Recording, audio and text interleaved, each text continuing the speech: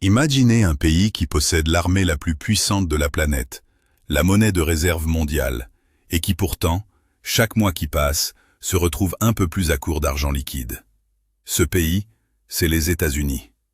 Et ce qui se joue en ce moment dans les coulisses de Washington ressemble moins à une stratégie commerciale mûrement réfléchie qu'à une course contre la montre, menée par une administration qui cherche désespérément des liquidités, peu importe où elle doit les trouver.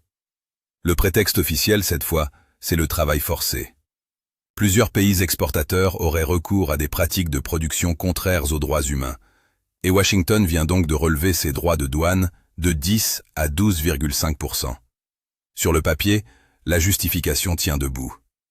Mais si vous suivez cette administration depuis un moment, vous savez déjà que la raison invoquée aujourd'hui n'est presque jamais celle qui comptera demain. Il suffit d'écouter Trump lui-même en parler, dans un moment qui aurait pu passer pour une blague, mais qui révèle en réalité toute la logique de ce système. Il a évoqué de la laitue importée du Mexique, prétendument contaminée et responsable de maladies, selon les autorités sanitaires américaines. Et puis, presque dans la foulée, il a évoqué la fumée venue du Canada, à cause des incendies de forêt. Sa conclusion, dite presque en riant, entre taxer le Mexique à cause d'une salade et taxer le Canada à cause de la fumée, il choisirait la fumée. Cela ressemble à une plaisanterie. Ça n'en est pas une. C'est un aveu presque involontaire du fonctionnement réel de la politique commerciale américaine aujourd'hui. N'importe quel prétexte, aussi absurde soit-il, peut désormais servir de déclencheur à de nouvelles taxes. Une salade contaminée, de la fumée qui traverse une frontière, un différend réglementaire. Peu importe le sujet, tant que cela permet à Washington d'actionner un levier de pression supplémentaire, ou mieux encore, d'ouvrir un nouveau robinet de revenus. Et c'est précisément là que se cache l'essentiel de cette histoire. Le gouvernement américain a un besoin urgent, presque vital, de deux choses à la fois, de l'argent et des moyens de pression. La guerre que les États-Unis mènent indirectement contre l'Iran coûte une fortune. Les dépenses intérieures explosent. Et si le système tarifaire actuel venait à s'effondrer, Washington perdrait environ 20 milliards de dollars par mois. Faites le calcul sur une année complète. Ça représente près de 250 milliards de dollars. Une somme colossale pour un gouvernement déjà écrasé sous une dette abyssale. Mais voilà le piège. Collecter cet argent par les tarifs douaniers crée un problème presque aussi grave que celui qu'il prétend résoudre. Ces taxes renchérissent le coût des produits importés, des équipements industriels, des composants essentiels à l'économie américaine. Et tout cela survient à un moment où l'économie américaine souffre déjà d'une énergie hors de prix, d'une inflation qui refuse de disparaître, et de taux d'intérêt qui grimpent sans relâche. Au bout du compte, ce sont les entreprises américaines et les consommateurs ordinaires qui vont payer l'essentiel de la facture. Alors la vraie question se pose. Cette offensive tarifaire peut-elle réellement résoudre les problèmes structurels de l'économie américaine? Les derniers chiffres du commerce extérieur donnent une réponse qui devrait inquiéter bien plus de monde qu'elle ne le fait actuellement. En mai, le déficit commercial des États-Unis a atteint un niveau record de 77,6 milliards de dollars. Et cela, malgré l'ensemble des tarifs déjà en vigueur. Les importations ont progressé de 3,3%, tandis que les exportations américaines ont chuté de plus de 3%. Autrement dit, les barrières tarifaires n'ont freiné ni le déséquilibre commercial, ni la dépendance américaine envers l'étranger. Une partie importante de cette hausse des importations concerne un secteur bien précis, les équipements pour centres de données. L'Amérique veut accélérer à toute vitesse le développement de l'intelligence artificielle, mais elle reste profondément dépendante des technologies fabriquées ailleurs. Et c'est ici que la situation devient franchement contradictoire. Si Washington supprimait les tarifs, les entreprises américaines se précipiteraient pour acheter encore plus d'équipements étrangers. Les fabricants internationaux gagneraient un accès plus libre au marché américain, et l'incitation à délocaliser la production sur le sol américain s'effondrerait. C'est pour cette raison que Washington considère qu'il ne peut absolument pas abandonner les tarifs. Mais le problème de fond demeure entier.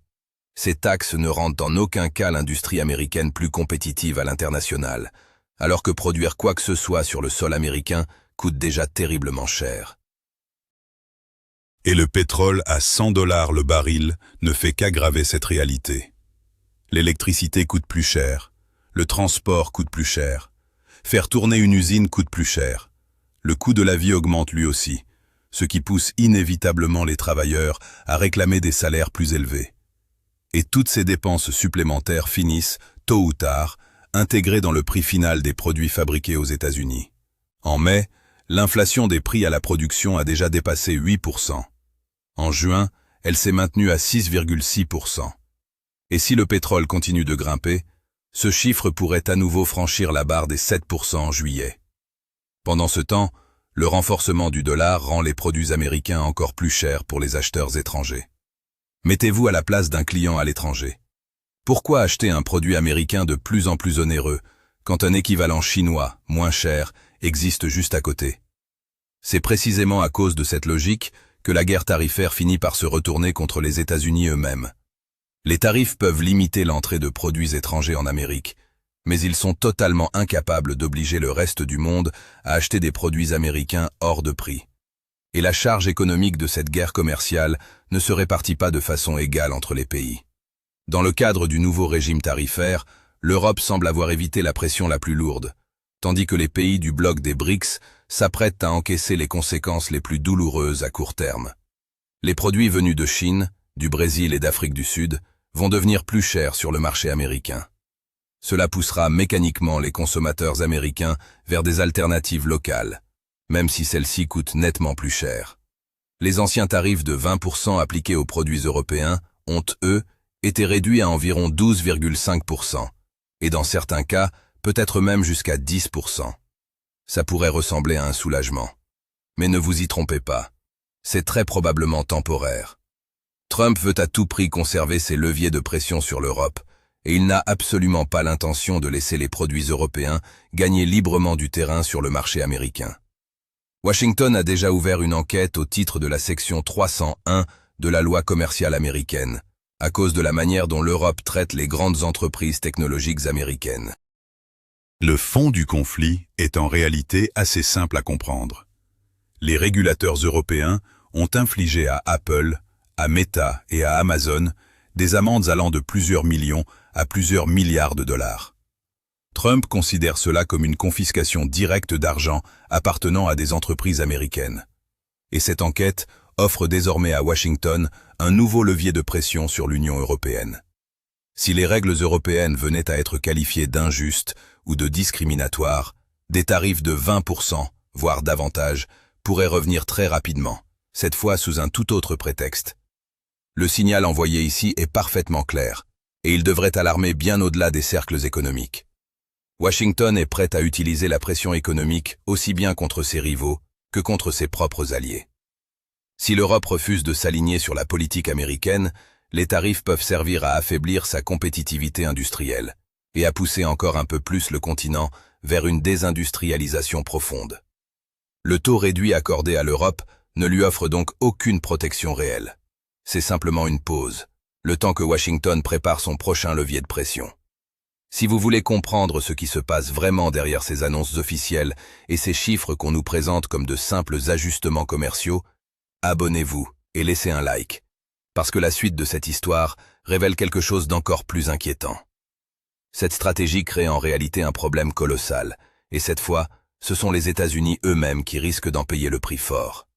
L'Amérique taxe les équipements importés, au moment précis où elle se prépare à lancer le projet d'infrastructure le plus coûteux de son histoire. Développer l'intelligence artificielle ne se limite pas à installer des serveurs dans de nouveaux centres de données. Les États-Unis vont devoir étendre, et en partie reconstruire entièrement, leur réseau électrique national, simplement pour alimenter ces installations en électricité. D'ici 2035, les centres de données pourraient consommer environ 20% de toute l'électricité produite aux États-Unis. Pour y parvenir, il faudra environ 194 gigawatts de capacité supplémentaire. Construire un tel système exige des emprunts corporatifs absolument massifs. Et cela arrive précisément au moment où le financement devient de plus en plus onéreux. La hausse du rendement des obligations signifie que les entreprises devront payer davantage pour construire chaque nouveau centre de données, chaque ligne électrique, chaque centrale. Et voici le détail qui change vraiment la donne. Une grande partie de cette infrastructure ne peut tout simplement pas être produite entièrement sur le sol américain. Les centrales à gaz ont besoin de turbines et d'équipements industriels importés. Les parcs éoliens ont besoin de générateurs, de métaux spécifiques et de composants électriques venus de l'étranger. L'énergie solaire nécessite des panneaux, des batteries et d'autres équipements, dont une part significative, ou du moins les matières premières nécessaires à leur fabrication, continue de provenir de l'extérieur du pays. Autrement dit, les tarifs douaniers font grimper le coût exact de l'infrastructure que Washington exige de construire le plus vite possible. Les coûts de construction sont déjà environ 10% plus élevés qu'il y a un an. Ajoutez à cela le renchérissement des équipements importés, la hausse des prix de l'énergie et du transport liés à la crise dans le détroit d'Ormuz, ainsi que le coût croissant du crédit lié à la hausse du rendement des obligations. Résultat, financer chaque étape de ce projet devient de plus en plus difficile. L'Amérique veut dominer la course mondiale à l'intelligence artificielle. Mais sa propre politique commerciale et sa propre politique étrangère rendent la construction de centres de données abordables et d'une infrastructure énergétique fiable pratiquement impossible. Dans ces conditions, l'ambition d'une infrastructure numérique américaine à coût maîtrisé se transforme rapidement en pur fantasme.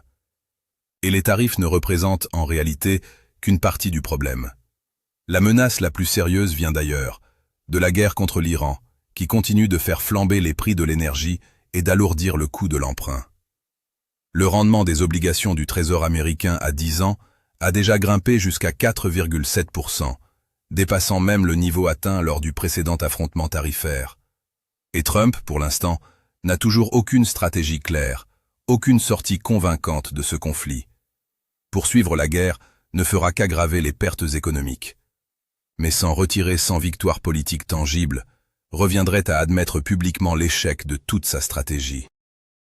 Désormais, chaque option ouverte devant lui menace de lui coûter cher, politiquement comme économiquement. On a l'impression, en observant la situation de près, qu'un président s'est acculé lui-même dans un coin dont il ne parvient plus à sortir. Certains analystes appellent déjà cela un piège d'escalade. Il cherche visiblement une porte de sortie à une situation qu'il a lui-même créée, mais il ne la trouve pas. Et à cela s'ajoute un problème que Trump lui-même a contribué à provoquer. La situation dans le détroit d'Ormuz. Le résultat est sous nos yeux. Le détroit a été fermé. Ce scénario, apparemment, n'avait absolument pas été anticipé, et sortir de cette crise s'avère désormais extrêmement compliqué. Cette incapacité à se préparer à une éventuelle fermeture du détroit se transforme aujourd'hui en un problème économique d'ampleur mondiale. Les perturbations commencent déjà à se propager vers le détroit de Bab el-Mandeb, et HSBC alerte sur une pénurie massive de matières premières susceptibles de toucher le pétrole, le gaz naturel, les engrais et d'autres produits absolument critiques pour l'économie mondiale. Les réserves stratégiques de pétrole des États-Unis, elles aussi, commencent à s'amenuiser. Ces stocks peuvent, temporairement, atténuer le choc, mais il faudra bien les reconstituer plus tard, ce qui créera une nouvelle source massive de demande, et pourrait à lui seul pousser encore davantage les prix du pétrole vers le haut. Avant cette dernière escalade, le scénario de référence prévoyait une baisse progressive du prix du pétrole, passant des 85 $ actuels à environ 70 $ le baril d'ici 2028. Mais désormais, un scénario haussier envisage un prix dépassant les 120 $. Et semaine après semaine, cette hypothèse devient de plus en plus crédible.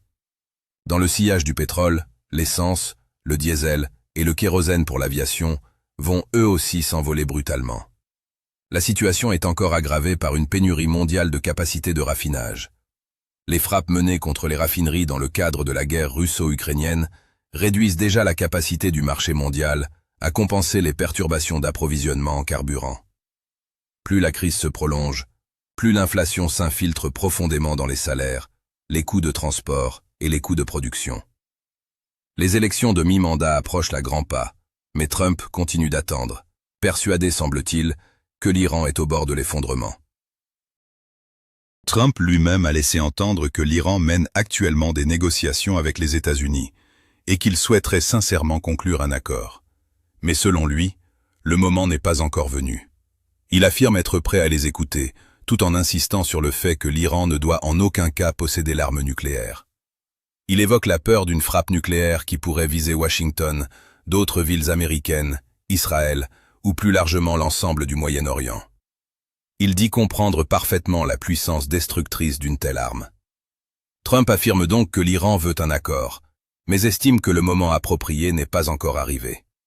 Il n'est pas exclu que cet étirement délibéré des négociations lui permette de conserver ses leviers de pression sur Téhéran.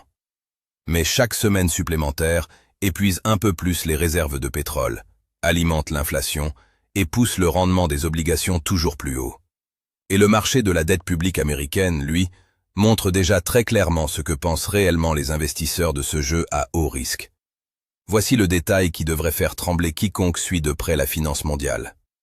Dans le cadre du dernier achat de dette organisé par le Trésor américain, le gouvernement a racheté pour 2 milliards de dollars de ses propres obligations. Rien d'alarmant en soi. Sauf que le volume de titres que les investisseurs souhaitaient vendre était sidérant. Environ 16,3 milliards de dollars ont été proposés au rachat. C'est presque 8 fois plus que la somme effectivement acceptée par le Trésor. Et une grande partie de ces titres concernaient des obligations à long terme, avec des échéances allant de 10 à 20 ans. Pourquoi tant d'investisseurs cherchent-ils, aussi soudainement, à échanger ces obligations contre du cash? Il existe 2 explications possibles, et les 2 sont directement liées à la crise du détroit d'Ormuz. La première est presque rassurante en comparaison de la seconde. Des pays comme l'Inde ou l'Afrique du Sud constituent en urgence des réserves stratégiques de carburant. Or, comme l'immense majorité du pétrole mondial continue de se vendre en dollars, ces pays ont besoin de liquidités en dollars pour financer ces achats. Vendre des obligations américaines reste l'un des moyens les plus rapides d'obtenir cet argent. La seconde explication, elle, est beaucoup plus inquiétante. Il n'est pas exclu que certains investisseurs considèrent désormais que l'inflation élevée est devenue structurelle et que les taux d'intérêt vont devoir continuer à augmenter. Les marchés estiment aujourd'hui à 96% la probabilité d'au moins une nouvelle hausse des taux d'ici juin prochain. Pour les détenteurs d'obligations à long terme, c'est un risque considérable. Selon les estimations, une hausse d'1 seul point de pourcentage des taux pourrait faire chuter la valeur des obligations du Trésor à 10 ans d'environ 9%. Si les investisseurs anticipent une nouvelle hausse des rendements, vendre maintenant devient parfaitement logique. Sinon, ils risquent d'être contraints plus tard d'encaisser des pertes bien plus lourdes. Et c'est là que réside le véritable basculement de cette histoire. La pression économique a désormais atteint le cœur même du système qui finance le gouvernement américain. On demande aux investisseurs de conserver, sur le long terme, de la dette américaine, dans un contexte d'inflation élevée, de hausse de taux attendus et d'une crise dans le détroit d'Ormuz dont on ne voit toujours pas la fin. Dans ces conditions, le rendement potentiel de cette dette ne compense peut-être plus le risque réel qu'elle représente.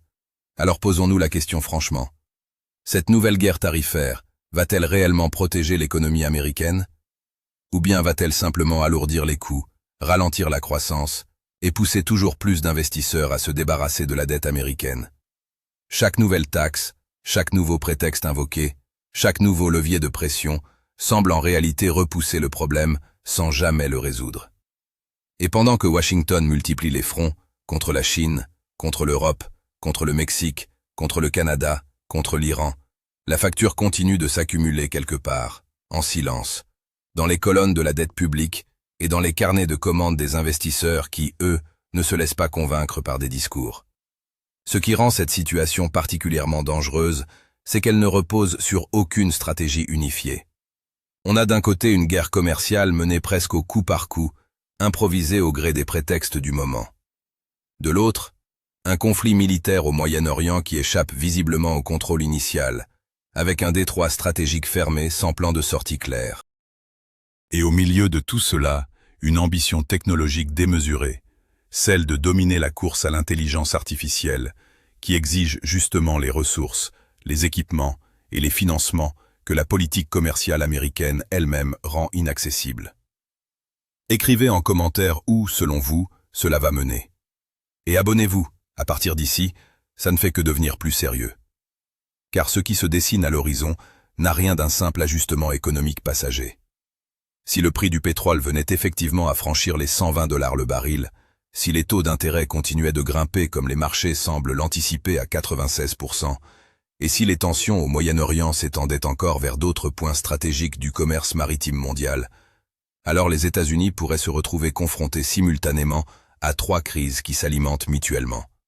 Une inflation qui refuse de reculer, un coût de la dette publique devenu insoutenable, et une ambition technologique impossible à financer dans ces conditions. Et si cette version se confirme, les conséquences pourraient largement dépasser le cadre d'une simple guerre commerciale. On parlerait alors d'un véritable réajustement de la place des États-Unis dans l'ordre économique mondial.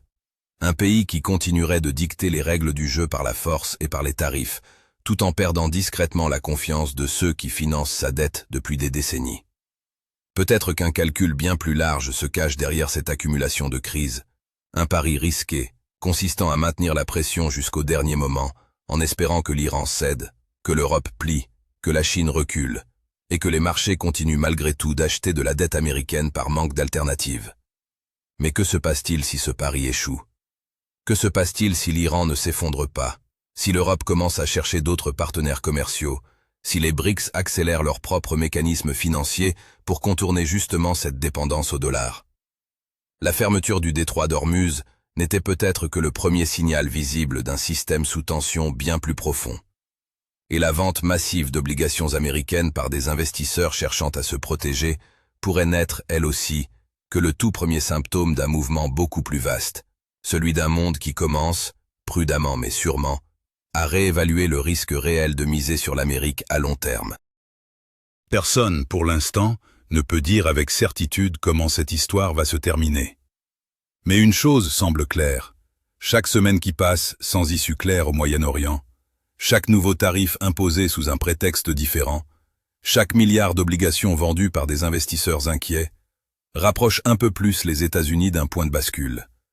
Et la question qui reste ouverte, celle que personne à Washington ne semble vouloir affronter directement, c'est de savoir si le véritable coup dur, celui qui changera vraiment la donne, a déjà eu lieu, ou s'il est encore, quelque part, en train de se préparer.